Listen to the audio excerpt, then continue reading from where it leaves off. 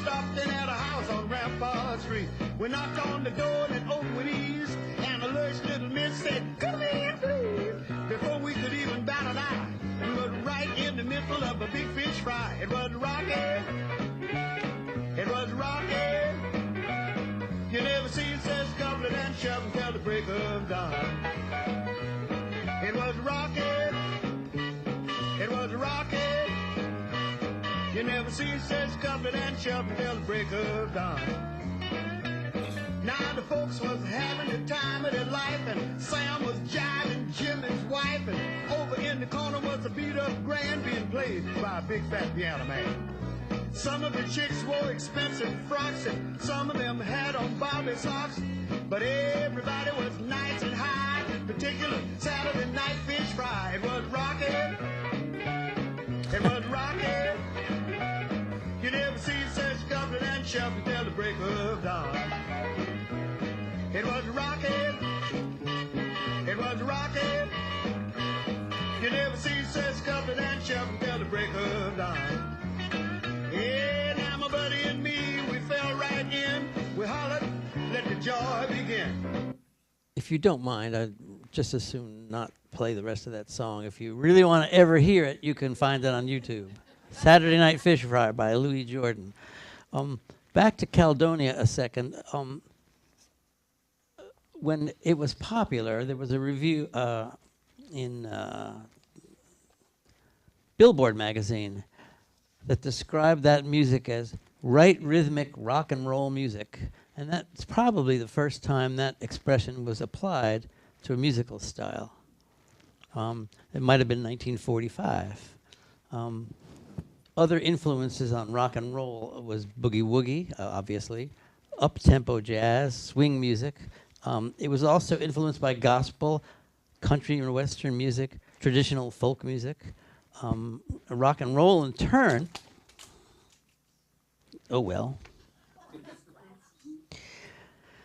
provided the main basis for music that since the 60s has become simply known as rock music. When you hear that expression, you don't really always connect it with rock and roll, but that's where it came from. In 1951, there was a disc jockey in Cleveland named Alan Freed. Uh-oh. Okay, let's start this again. This was a good place to play. It worked great at home. Oh boy. There. That's Alan Freed. I don't know where he got that suit jacket from, but it's the way they dressed back then in the 1950s.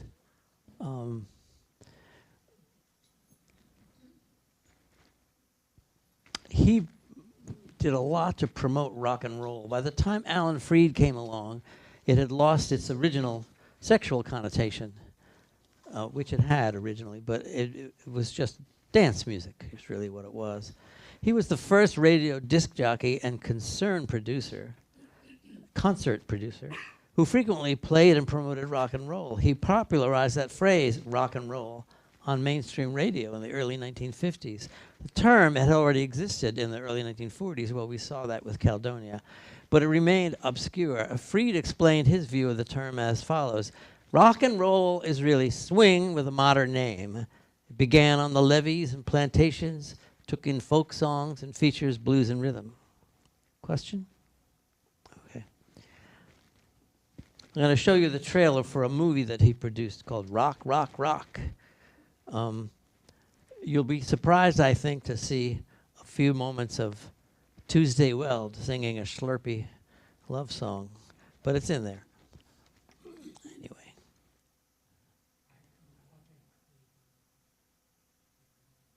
I bet there's a commercial, too.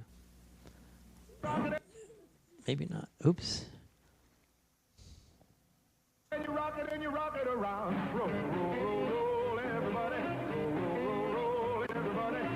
Roll, everybody. You roll it and you roll it and you roll it around. Rock, rock, rock, everybody. Roll, everybody. Rock, rock, rock, everybody. You rock it and you rock it and you rock it around.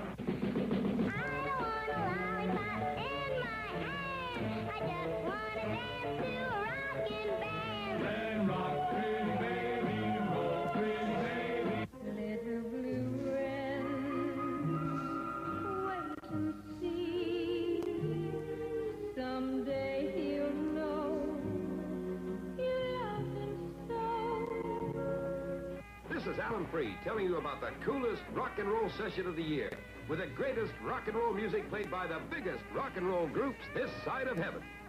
Baby, baby, how I want you. Baby, baby, how I need you. Baby, you're the sweetest candy bar. Tra-la-la, tra-la-la.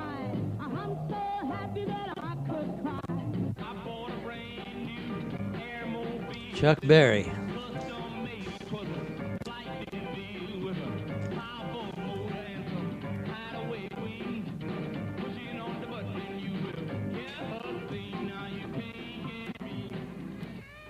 The greatest collection of rock and roll stars in the sizzle and bounce business, featuring Jimmy Cavallo, the Three Chuckles, You ever hear and the Jimmy Bullhearts, Cavallo? the Moonglows, the Neither have I. Flamingos, the Johnny Burnett Trio, and Alan Freed's 18-piece rock and roll band, complete with 21 new hit songs. Rock, Rock, Rock is the year's biggest rock and roll treat. Rock, rock, rock. Well, the Wall Street Journal wrote an article in 2015 and said Freed's sizable contributions to rock and roll and to teenagers' more tolerant view of integration in the 1950s. I hadn't realized before, but if you think about it, most of the performers you just saw were black, and the audiences are relentlessly white. So it was a thing which our parents would have been very conscious of. My kids listening to black music. But, you know, now we don't even think about it because we are gotten over that. Freed's efforts gave hundreds of black and white artists opportunities, and he helped to create thousands of jobs for studio musicians, engineers, record producers, concert promoters, and instrument manufacturers. One source said, "No man has had as much influence on the coming culture of our society in such a short time as Alan Freed, the real king of rock and roll." I don't know if you remember this, but Freed came to a bad end. Does anybody know what I'm talking about? Do you remember the word payola? Well, Alan Freed was convicted of taking payola, and the IRS decided he owed them a lot of money that he hadn't paid. And so his career kind of went downhill after that. I think, all goes well, 2 classes from now we'll be talking about the whole payola scandal. That's how Dick Clark ended up on American Bandstand, by the way. But that's another story.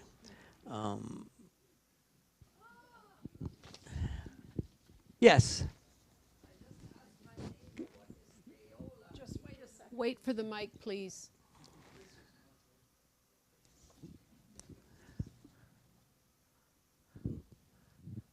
What is payola? I just asked my neighbor and he couldn't explain it. Could you please? Well, sure. Payola is a pay-to-play scheme, which was not originally illegal. It became illegal when they realized it was causing problems. Disc jockeys would be paid money or gifts to promote certain records. So they would come to the studio, sit down with the disc jockey and say, you know, it could really be good for your bottom line if you played this song more often. And they would play it. Because back in the day, the disc jockeys chose what records they were going to play. That went by the board. Yes, Marnie.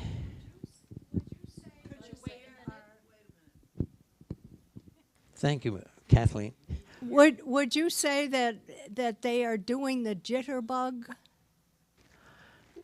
Well, we had a dance thing here a little while ago, and I talked about the jitterbug, and the musicians, nobody had ever heard that term before, and I thought it was sort of what we were all doing.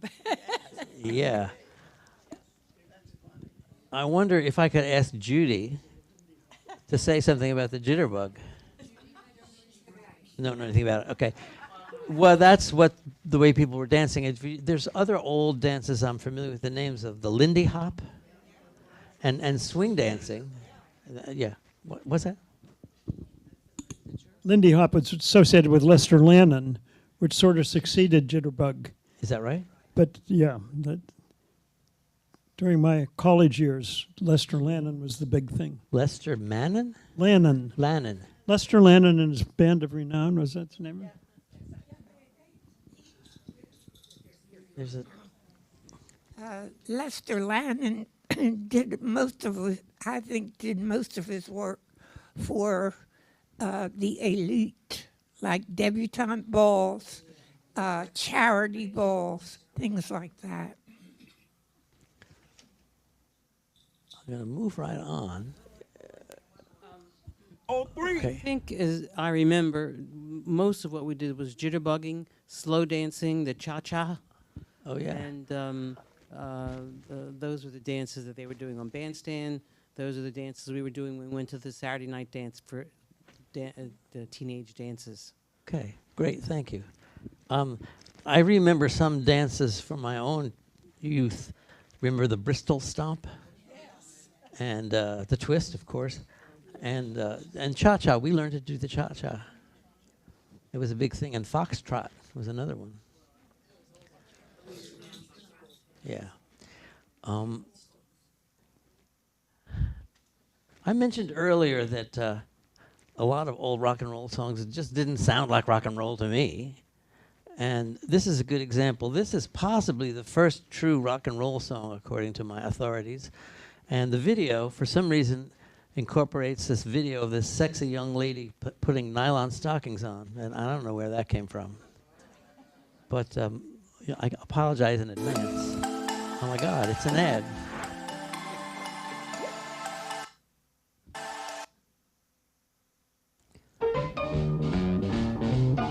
You do hear that rhythm, the shuffle rhythm.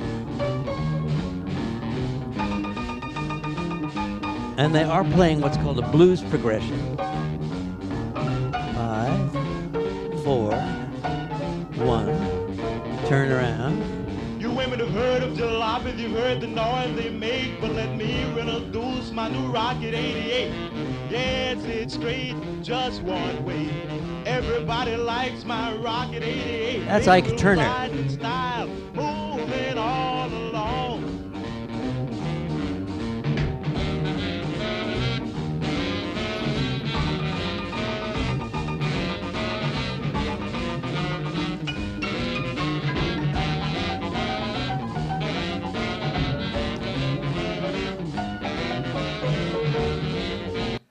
It does make, yeah, well, I bet it was.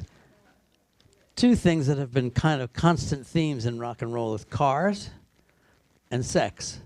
And this video has both of them. By the way, that is Ike Turner of Ike and Tina Turner fame. This is before Tina came along, I guess.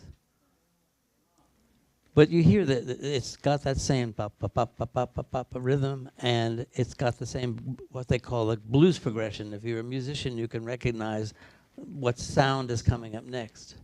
V8 motor is smart and designed, black convertible top, and the gals don't mind. Sporting with me, riding all around town for joy. Blow your horn, Raymond, blow. Sax solo. Ike Turner.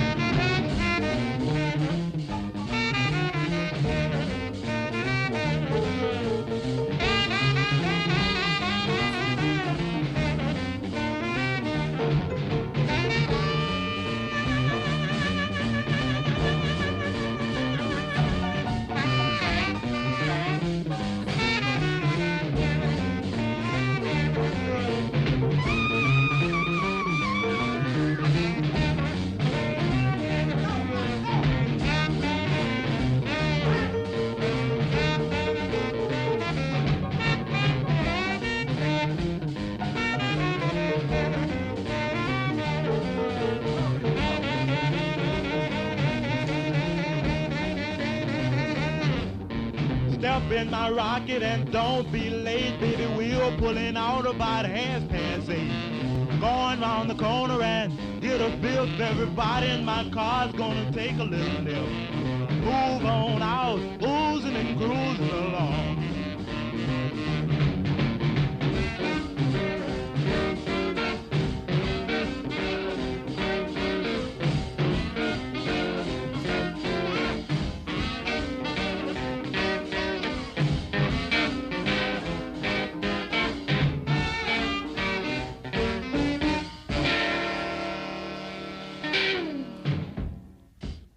I could never find a convincing explanation for why the record was credited to one singer, Jackie Brenston, but was actually performed by Ike Turner. I have no idea how that happened. I know that sometimes in the history of rock and roll, there would be someone who's under contract to some company and couldn't use his own name. Maybe that's what it was. I really don't know.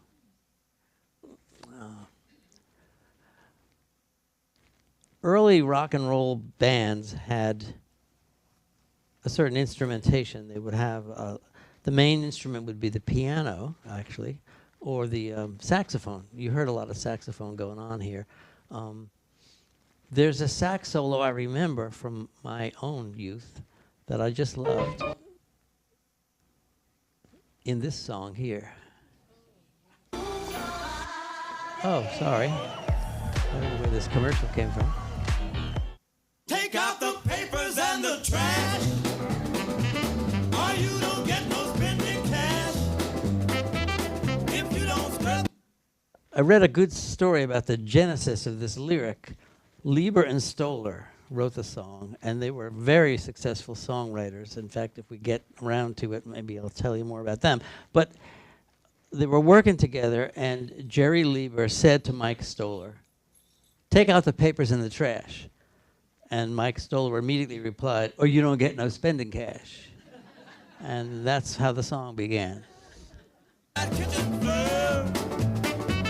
You ain't gonna rock and roll no more. Yakety yak. Don't talk back. Just finish cleaning up your room. Let's see that dust fly with that broom. Get all that garbage outside. Or you don't go out Friday night. Yakety yak. Don't talk back. You just put on your coat and hat and walk yourself to the laundromat. And when you finish doing that, bring in the dog and put out the cat. Yakety yak. Don't talk back.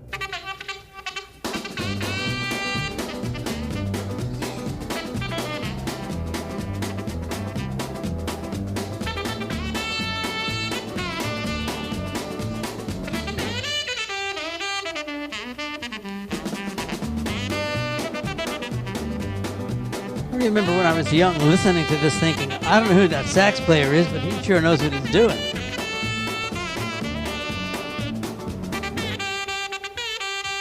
Don't you give me no dirty looks. Your father's hip, he knows what cooks. Just tell your hoodlum friend outside, you ain't got time to take a ride. Yakety yak. Don't talk back. Yakety yak, yakety yak. Yakety yak, yakety yak. Yakety yak, yakety yak. Yakety yak, yakety yak.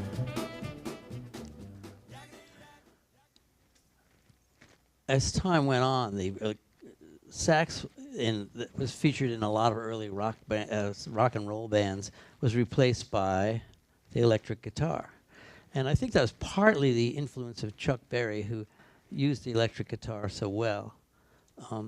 There was a woman who actually had roots in Philadelphia, Rosetta Tharpe. You ever heard her name? Sister Rosetta, very good.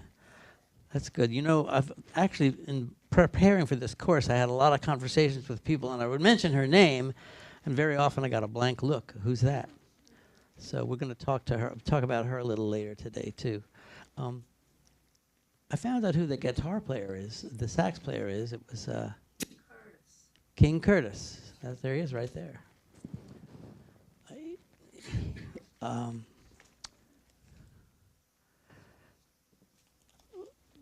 But as I say, eventually the saxophone was replaced by the electric guitar.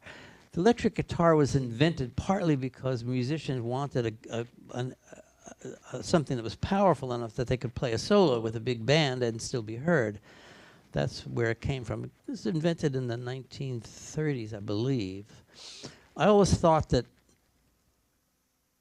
Les Paul was the inventor of the electric guitar, but it turns out that's not really true. He did invent a version of the electric guitar, but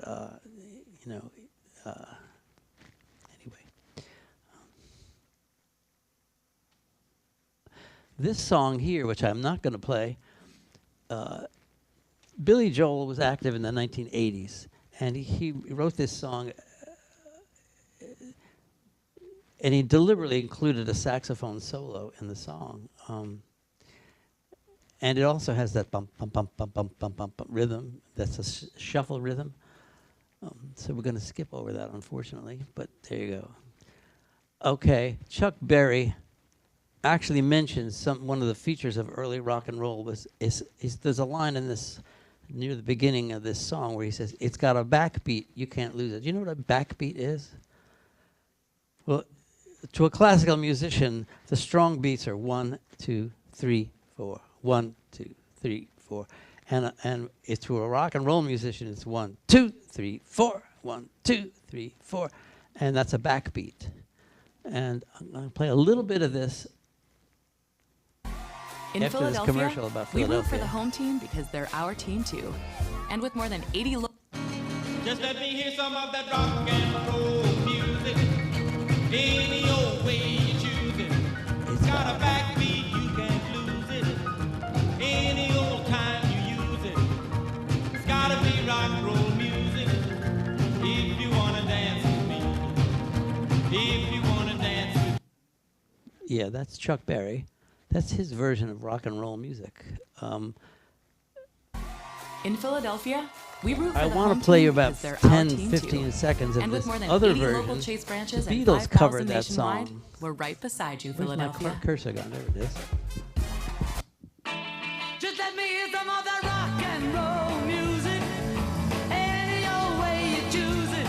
It's got a backbeat, you can't lose it. Any old time you use it. Why is this more exciting? It's faster, and it's in a higher key. John Lennon is singing very high in his voice, but Chuck Berry was singing rather low in his voice. I think Chuck Berry was trying to tell you a story, and John Lennon is trying to get you worked up. So that's, but, you know, and that's a guy who played sax for Billy Joel, but we don't need to linger on that. There's Chuck Berry, right there.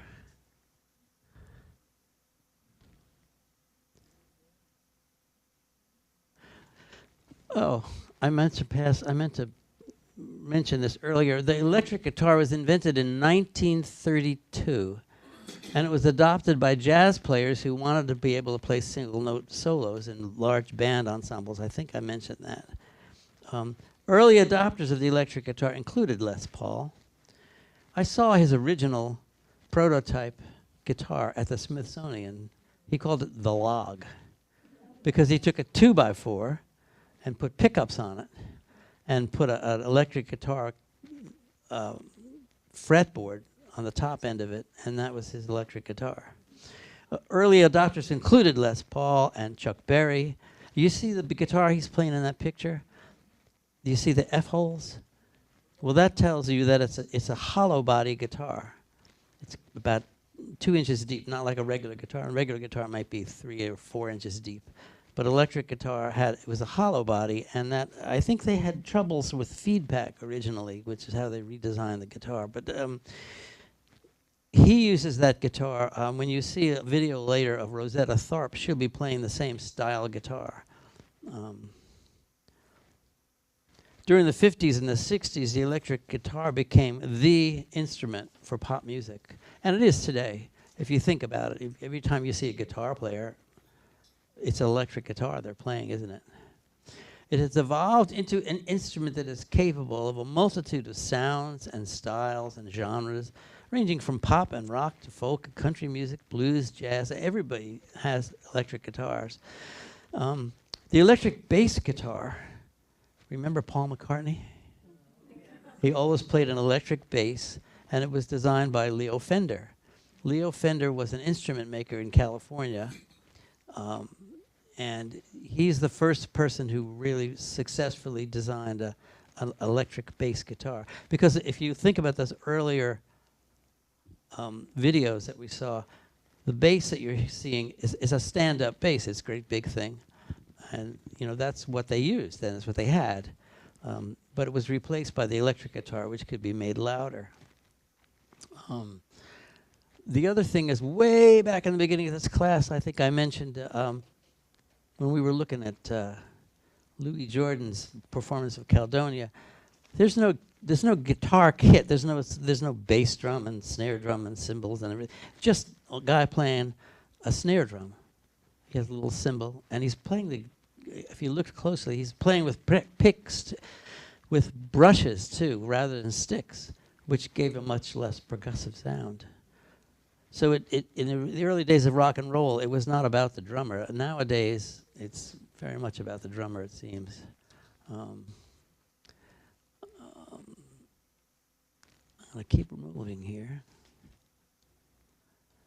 This is Maybelline. This is Chuck Berry's first hit song. In Philadelphia, After the ads, we it root is. for the home team because they're our team too. And with more than 80 local... Maybelline, why can't you be true? Maybelline, why can't you be true? You done started doing the things you used to do. As I was motivated. Anyway, that was, oops, we're skipping some of these things. This is Rosetta Tharpe. Somebody here knew Rosetta Tharpe's name. Okay, that's terrific. She's sometimes referred to as the godmother of rock and roll. She began performing at about the age of 4. She grew up in the Pentecostal church with her mother, singing along with her mother.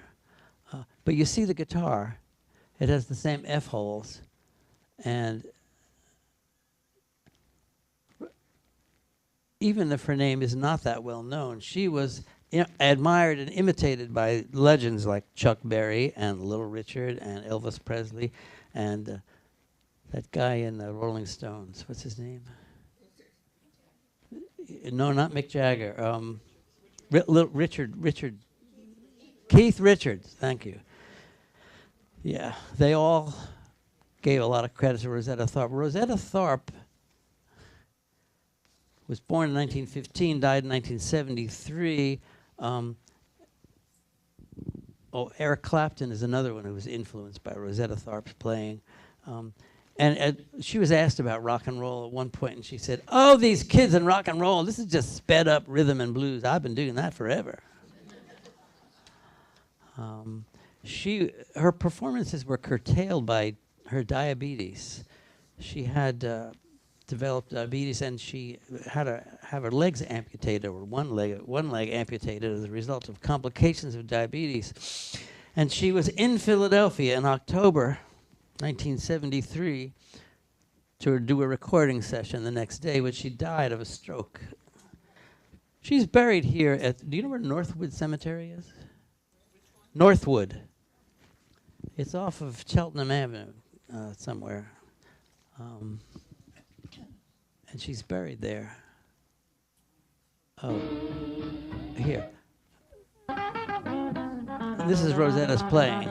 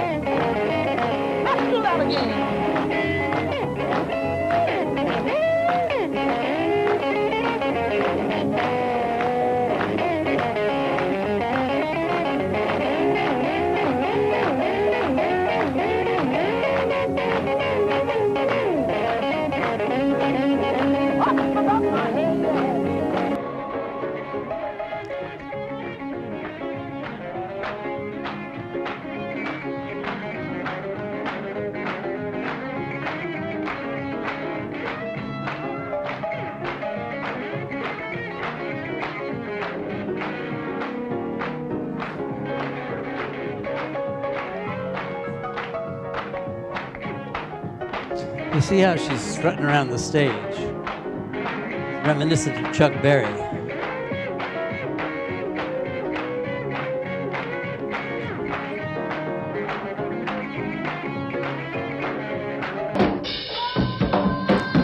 Different band. This is a white band. I don't know how that happened, but there it is.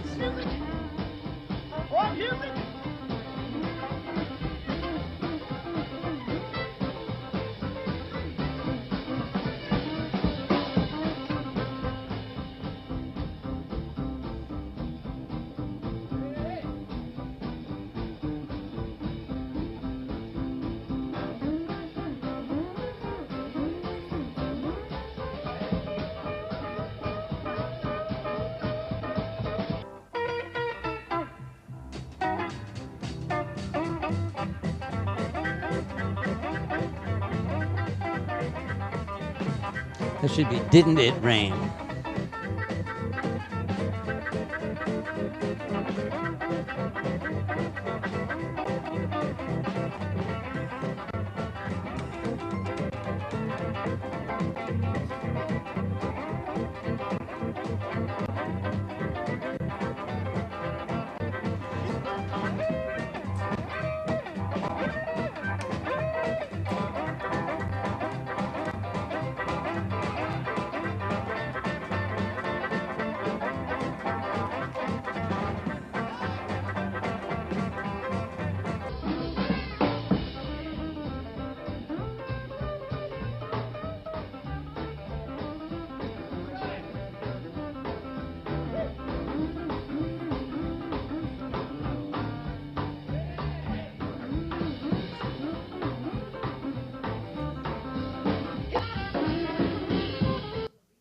Oh. Well, I guess I cut you off accidentally. Sorry. Oh, God. I think we'll stop there. Are there any questions that we haven't already dealt with? Next week, we're going to talk about the 1950s was the great golden age of novelty songs in America, at least. And we're going to talk about that and also about, do you remember guitar instrumentals? Anyone here remember a song called Telstar? Yeah. So it was a big hit in England, as a matter of fact. I have a brother-in-law who is an astrophysicist. And he said that there was the U.S. military did a upper atmosphere nuclear test one year. And the radiation from that test ruined Telstar 1 and 2. You just fried them. They weren't not exposed to the were exposed to the they were not shielded from the radiation. And so, but yeah, Dick Dale was not his original name, but he worked with Leo Fender in California anyway. Any more questions? Yes. Actually, I have a comment on the woman in the stockings. A white woman in that context would have been explosive in the 1950s. So whoever put that compilation together was not conscious of the racial politics they were presenting. Interesting. Yeah, that's an interesting point. Early rock and roll made a lot of people nervous because it flew in the face of their notions of segregation. And also, the adults at the time were disturbed by seeing the kids' frenzied reaction to it. In fact, in a future class, we'll talk about attempts to outlaw rock and roll music. Yeah, there really were. And one of those attempts I had to laugh at this, one of those attempts was in Asbury Park, New Jersey. Do you know who came from Asbury Park, New Jersey? Bruce Springsteen, yeah. But if only they could have known. But yeah, they failed.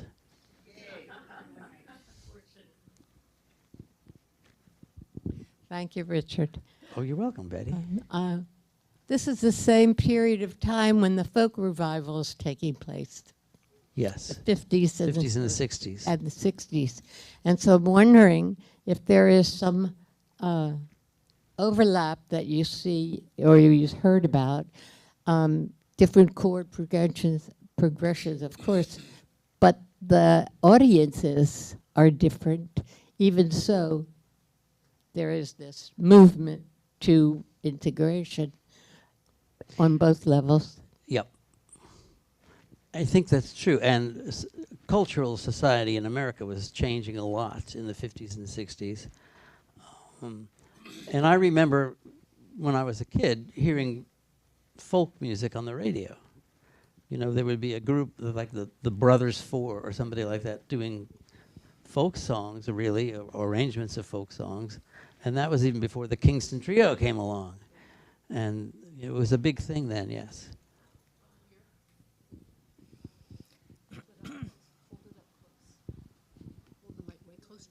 Okay. I was just thinking, there wasn't much crossover when we used to go to the Earl in Philadelphia. But when Frank Sinatra came, everybody went to see him. And some others, like Glenn Miller, Yeah. there was some crossover there. But when the people you shown, there were just primarily black kids going to the Earl. And we saw the people that you showed in the 50s. And it was a grand scene. Good point. And I'm not a cultural historian, but I bet a cultural historian could address that. And I'm thinking mostly in terms of crossovers where white kids were exposed to black musicians. But it went both ways, didn't it? And what you're talking about is black kids going to see white artists. Yeah. I don't know. Thank you for this presentation. I just have one comment and one question. Okay. So the comment is that I grew up in the 50s, and I remember when Elvis Presley was on, was it, I forget, on the TV? On we Ed had this Sullivan. tiny little screen. My parents were Irish Catholic. They were in the kitchen with the door closed. They didn't prevent us from watching it, but they didn't approve of his gyrations. The sexually explicit That stuff. became famous. Yes. And one day soon, we're going to see video of Ed Sullivan on the, Elvis Presley on the Ed Sullivan Show. Right. Yeah. Okay. So I just that's my memory, and then I had a question about Sister Rosetta. Yeah. That didn't sound like church music to me. What you had up there was that you said that she was touring the South with her mother originally. Yes. And if you were to look her up on YouTube, you would find examples of her singing and playing to certain songs. And that what I showed you was a compilation of guitar solos that were cut out from performances. She did songs like He's Got the Whole World in His Hands and Didn't It Rain, and a lot of other gospel songs, really. Her reputation was as a gospel musician. Okay. Was what you were showing, would that be part of the gospel songs or not? Yeah. I'm just saying she would interludes. she would interject those solos into Okay, a that song was- about, yeah. All right. That's interesting. Thank you.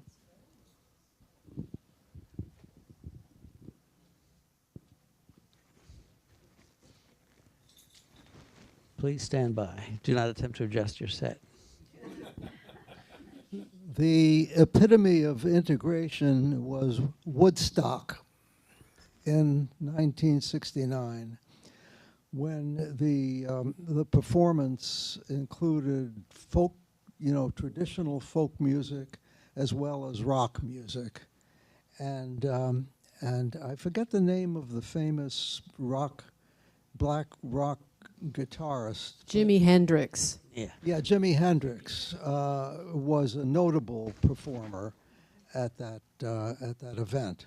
Right. In 1975, Bob Dylan shocked and disappointed all his fans because he played an electric guitar, Yeah. and he switched from folk music to rock. Yeah. And that was essentially the end of the folk revival period. It ended with Bob Dylan Yeah. in 1975. Yeah, good point. And I think you're right that there was a sort of a segregation between folk music and rock music that existed up until Woodstock, really. Somewhere I have a comment, which I cannot now find, about the end of the rock and roll era. But we'll come back to it. It's an interesting question. Anything else? All right. Thank you. Thank you. You're welcome. Thank you. Next class, we'll start out with Dick Dale and surf guitar music, and then novelty songs.